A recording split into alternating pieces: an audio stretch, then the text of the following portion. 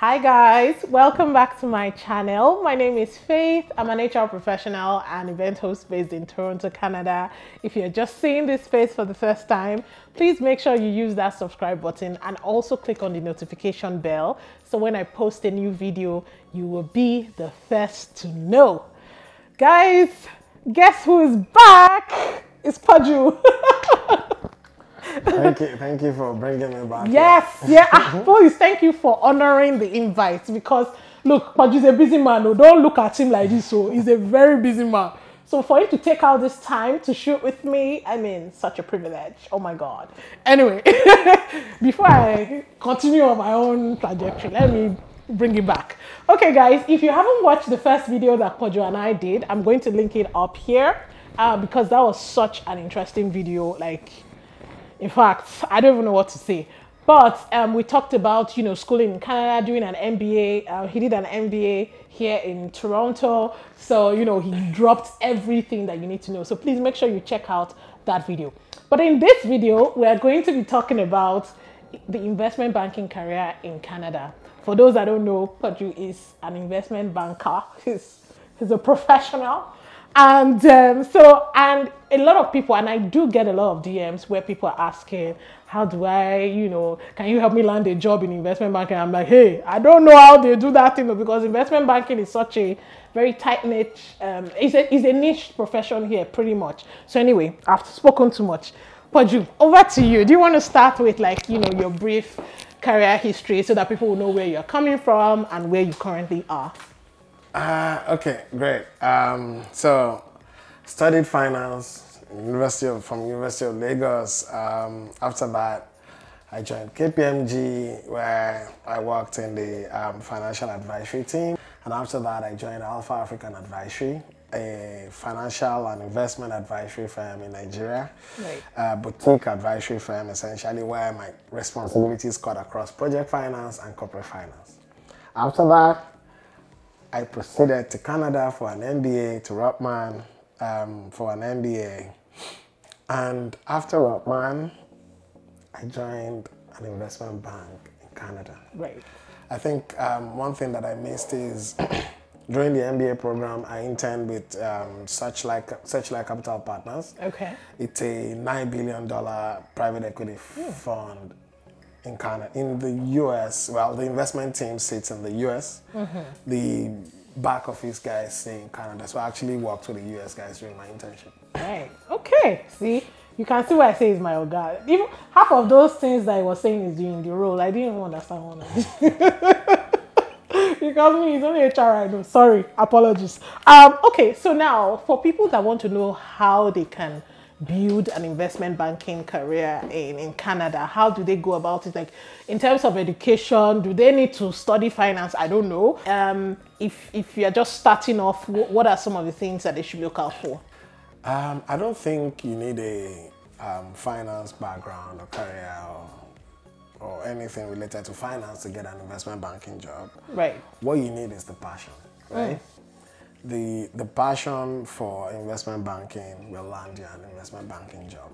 So when I say passion carries a lot of things, right?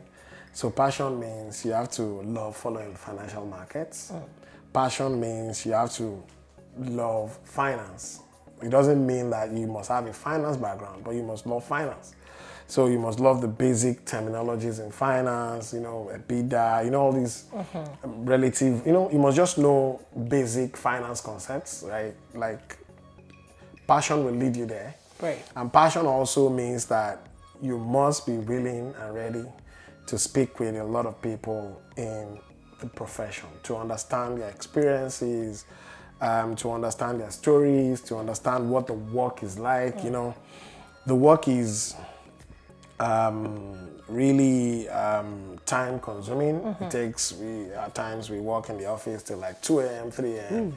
If you don't know that beforehand and you say you want to get into investment banking, I think it's a red flag for anybody speaking with you, because it's one of the things that people like to know at the start, to say that, are you ready to commit those kind of hours into the job? Right. So these are the little things that your passion will drive you to, right? So if you have the passion, you can land an investment banking job. So now, what are some of the challenges that, because people have often said that breaking into the investment banking cult, let me use that, I use that word very carefully.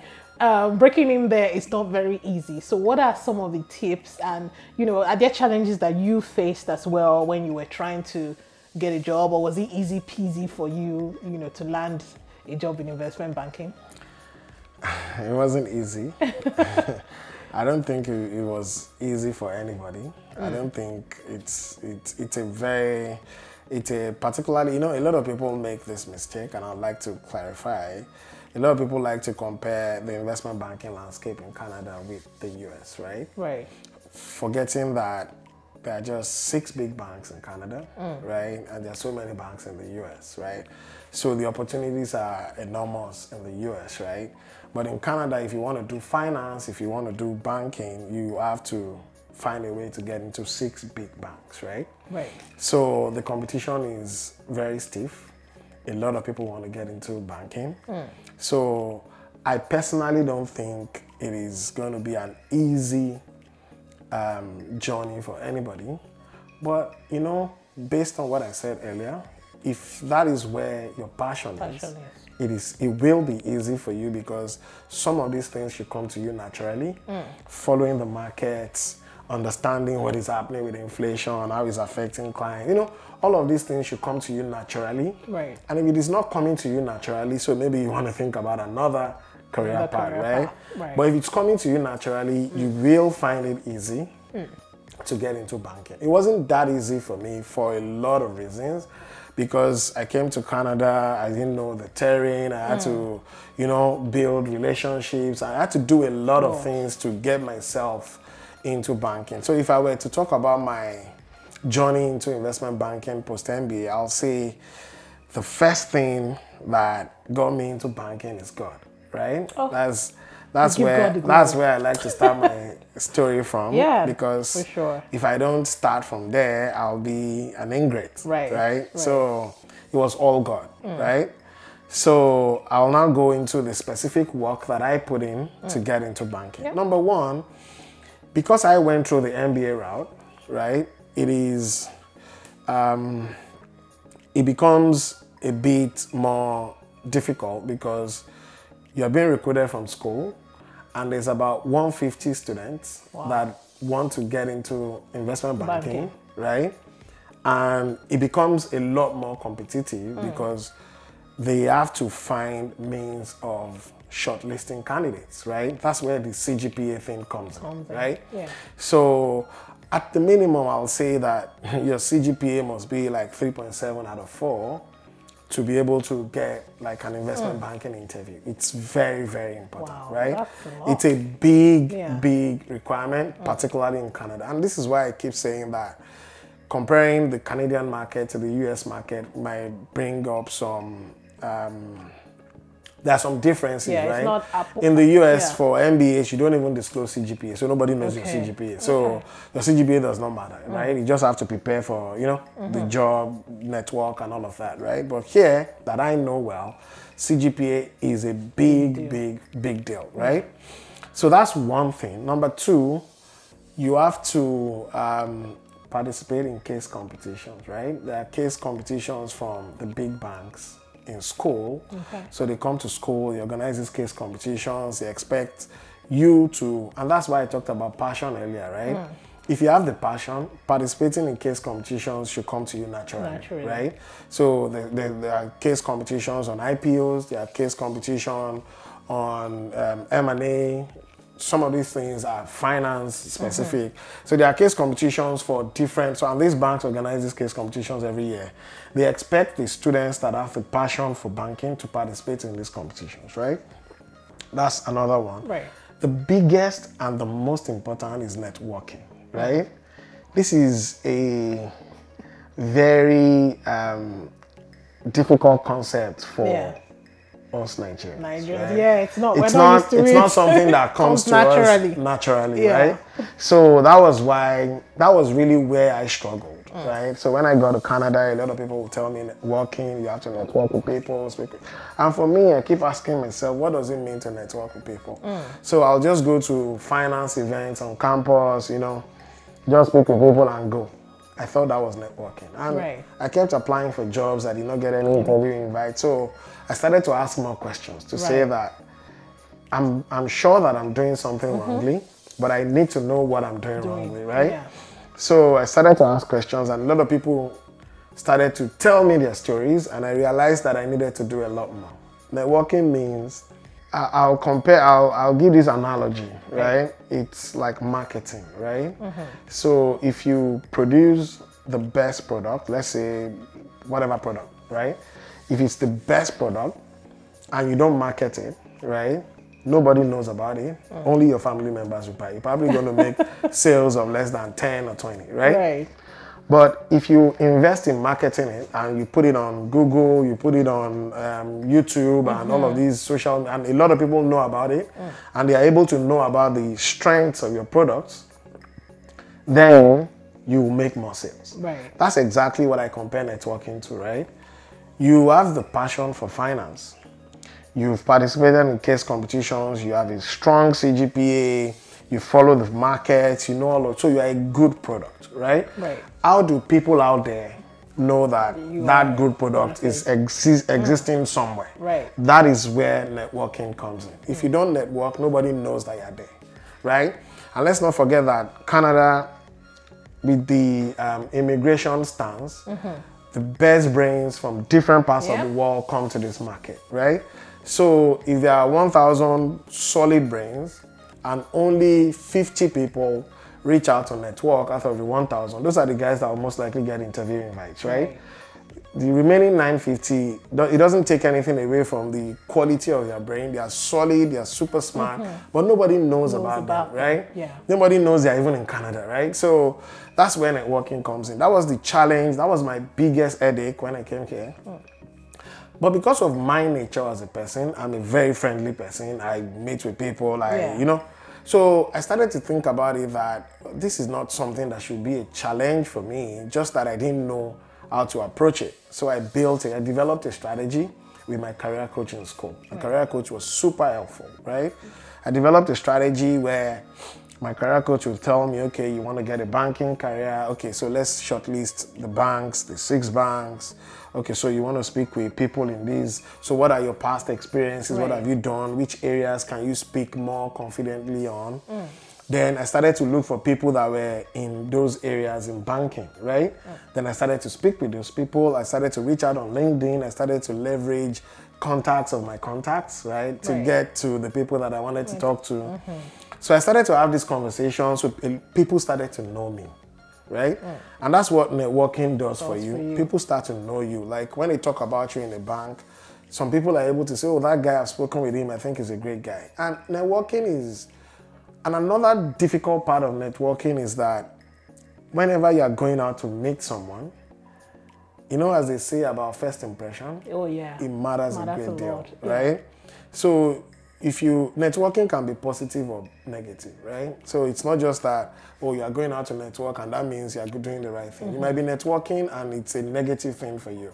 Because if you go out there to speak with someone and you leave a negative impression, if your name comes out, that person is going to say no to you, right? So anytime you get the opportunity to go network, it's like an interview opportunity to go to meet someone, to showcase your interpersonal skills, and to let the person know that you are a great guy to have around him. Because what people worry more about is, if I recruit this guy today, he's going to sit next to me. Exactly. Investment banking requires me to be in the office till 3 a.m.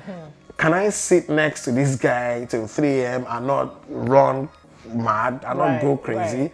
So people want to see you. They want to see that you are friendly, you can talk, you can engage in intellectual, conversations, and they want to know that you have the passion, right? So people will test all the things I talked about earlier. They want to test that, okay, the little finance concept. Investment banking will teach you, right? So the honest truth is that the training is massive. They will teach you almost everything you need to know to do the job.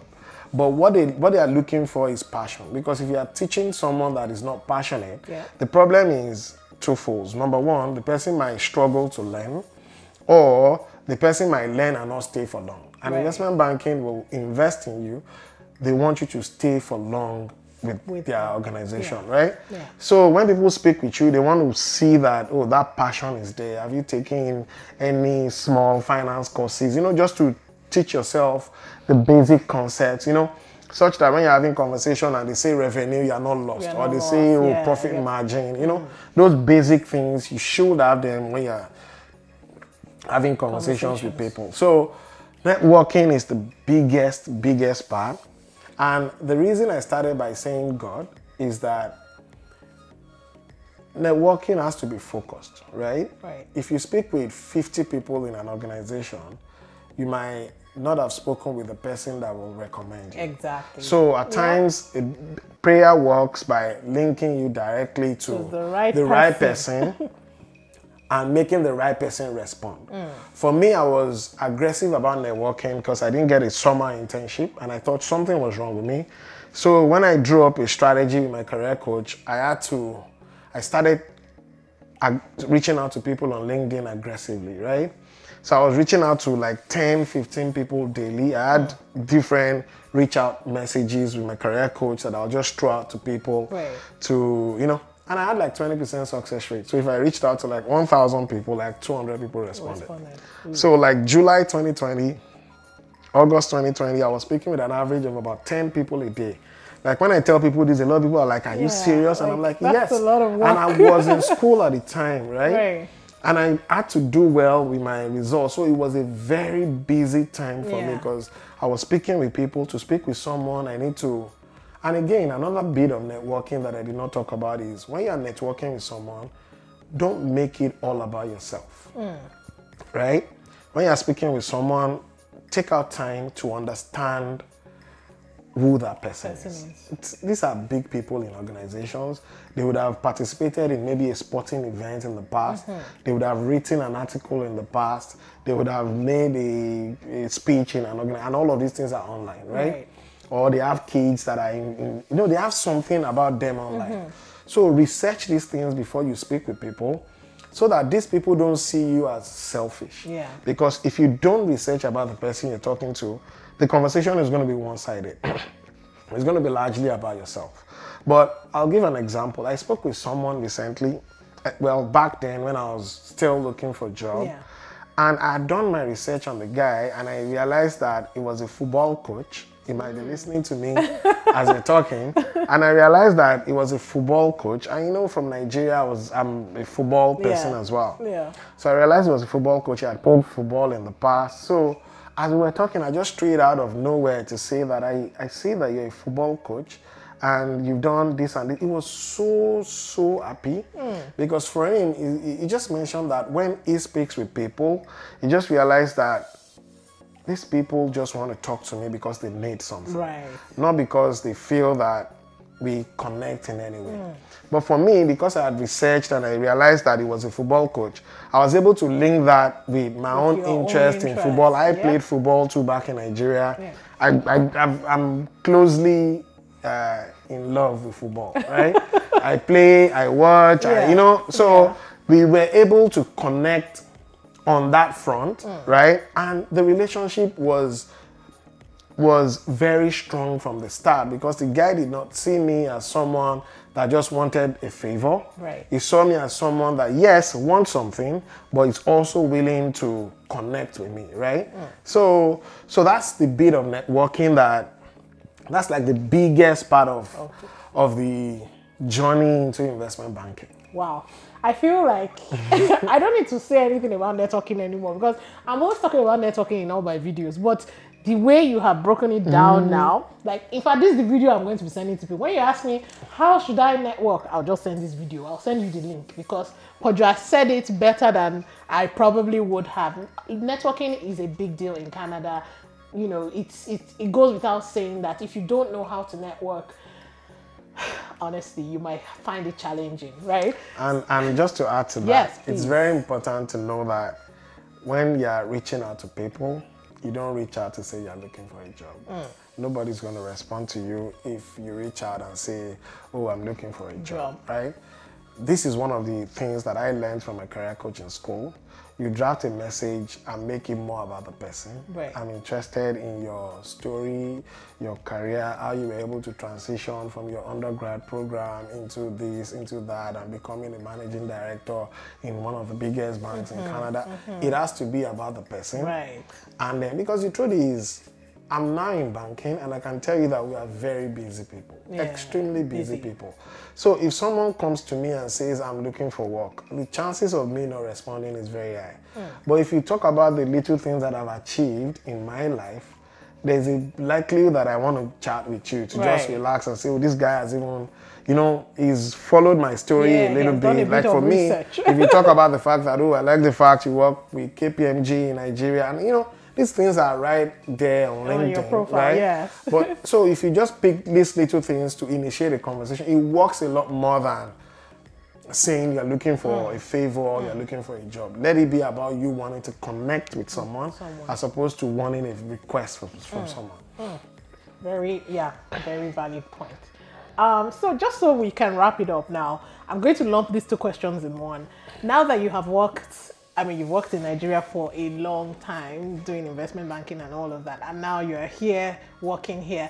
Are there things that are different that you can point out? And then finally, any general, you've kind of emphasized it already, but any general tips for for anyone? It's a completely different market from the markets in Nigeria, right? So the easiest example that I give is that we don't do a lot with debt in Nigeria. So here, because of low interest rates, a lot is done with debt.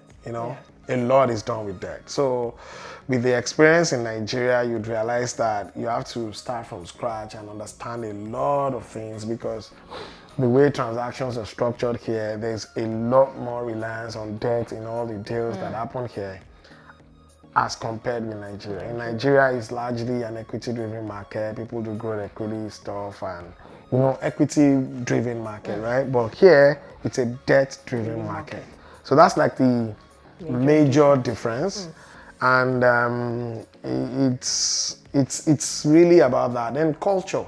Culture is another major difference, right? Here, people expect you to have conversations regularly with the senior guys, right? With the managing director, with the CEO. Back in Nigeria, you just don't even want to go close to the CEO. And they all like it. We all like it like that. It works well. But here, if the CEO or the managing director does not see you in a week or two, then they start to feel, oh, something is wrong with you, or, So you have to understand these little things. Otherwise, you just realize that you think someone does not like you. And it's not about that. It's about the fact that this is how this place works. And to succeed here, you don't bring your Nigerian mentality and try to impose it on them. You have to understand how things are done here and follow suit to be able to, blend with the system. So those are the two things, the culture and the nature of deals. It's debt focused here. Okay. And then the last one was just, general advice. Tips. Yes. The most important thing is God, as I said. That's one. Number two is be confident.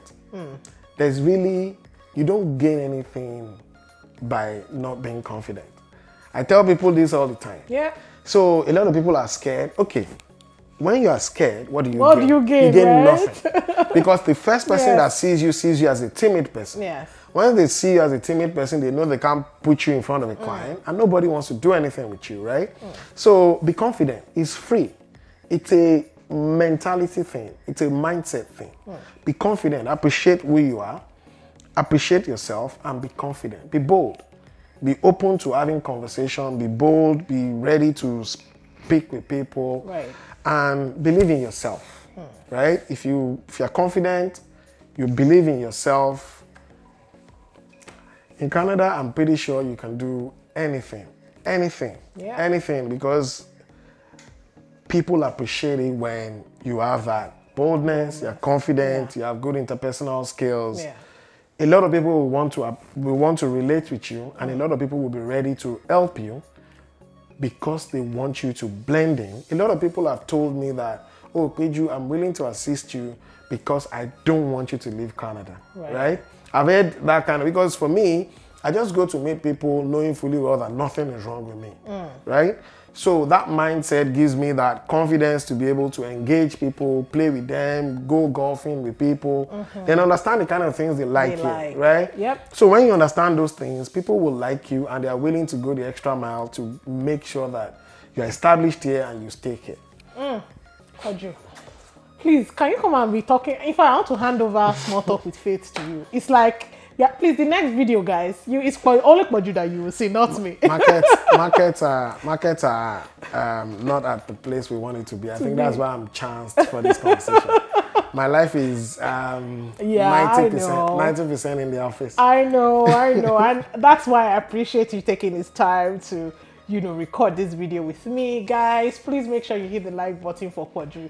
Like, share this video with anybody that is trying to tour the investment banking career. Poju has laid it out for you beautifully. I don't know if anybody could say it better than he has done. So make sure that you share this video, hit the like button, subscribe to my channel. And final words from you, Poju, before we say our goodbyes. I've said it. Be confident. Be confident. Be confident. Be confident. Honestly. There's absolutely nothing wrong with you. Be confident. Trust yourself and understand that you can make mistakes. Everybody makes mistakes. You can make mistakes. Apologize for your mistakes and move on. That's it. That's it. All right, guys.